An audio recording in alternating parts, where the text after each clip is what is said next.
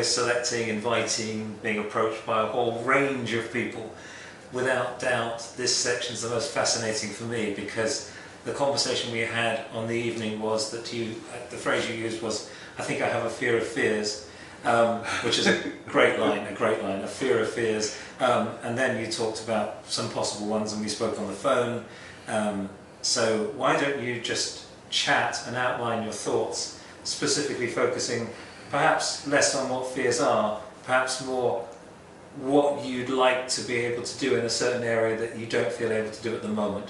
But this is your session, and feel free to chat about all the conversations and the emails we've had together. Well, I'm not really sure how to put it. I mean, the reason I sent the one about the fear of public dancing was that we were at Warner Leisure the last 3 days of the week, and we have these friends that we met also at Warner Leisure, and we walked into the room during the dance session, if you will, and they just, got up and walked out onto the dance floor and started dancing. There was nobody else out there, just them, and they started dancing, and I just couldn't do that. If there's a group out there, then maybe, in fact we did do that a few times, but I could never go out there by myself, or with Lydia, just the two of us. So when you sent me an email saying, how about a fear of public dancing, that wasn't a joke? No, it wasn't a joke. Right. I apologise. No problem. But I think that's just a specific part of the general fear of appearing in public and being afraid to make a fool of myself. I think that's really the real crux of the fears. All of them, probably. And do you have any other examples of that? Well, the one I gave you before about being afraid to go out, basically alone in a strange place, if I'm in some place that I don't know well or don't know at all, I don't really want to go out, I'll go from the hotel to work if I'm working, and then go back to the hotel, and I don't usually go out anywhere else, to eat or anything like that, unless it's some place I'm familiar with. But. And do you want that to change? Yeah, of course. Okay, so you say of course. Forgive me if you're a very affable, direct guy. Okay, if I may be direct with you. Sure. When you say of course, how long have you had these fears for? I don't know, decades. Decades. So what have you done about them? Well, nothing really. I mean, at least not that particular one. No. If we take this as a general, overall umbrella fear, that there are some things. No, nothing. No. Right. Why come here? Okay. Yes. But again, I just need to understand what hasn't worked for you, because when you say of course, it means you clearly want to get over this, and you've had them for decades. But I haven't done anything to do it now. Why not? Maybe I don't really know what to do. Okay, good answer, and very, very honest answer. I often say to people in life that we don't need help, we need how. Often in life we just need somebody to share with us, give this a go and see, and perhaps you can identify with that. Sounds good.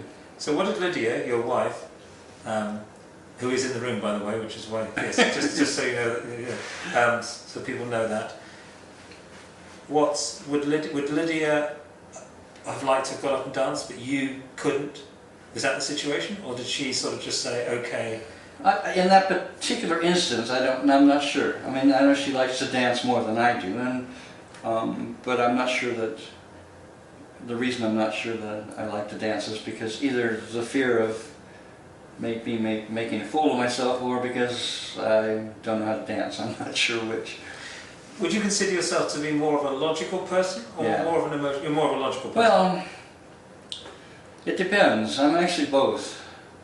I mean, when it comes to computers and things like that, I'm very logical. But when it comes to other things, I get very emotional. And there's some things on Facebook that I've looked at that made me, feel very emotional. And there were just, just yesterday there was one about a guy who built a little house in front of his house for this homeless woman. And brought up all these emotions. So I'm both. Okay. I think we all are a bit of both, aren't we? We all have a mix. I seem to be extreme though. I mean, they're very logical or very emotional. There doesn't seem to be anything in the middle. So if we were going to sum up the outcome you really want from this session, well, how would you word it? I mean, I've got my wording for it. You give me your wording, and then we'll sort of combine it. Well, I think probably the fear of being foolish in public, whether that be speaking or dancing or whatever. You know, just being afraid to be foolish. I always want to be right and to be correct.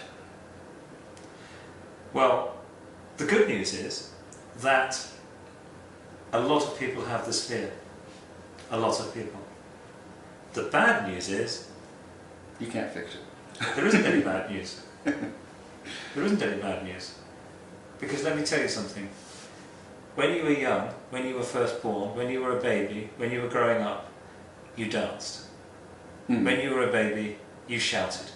You didn't lie in bed thinking, oh, I don't want to wake my mum and dad because, you know, or for whatever reason, because I'll look foolish. When you were a child, you went out there.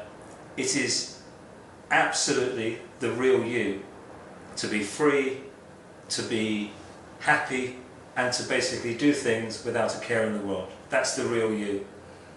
And what's going to happen is we're going to talk about the methods in the next session. However, they all come down to one thing, and that is you returning to that state of mind.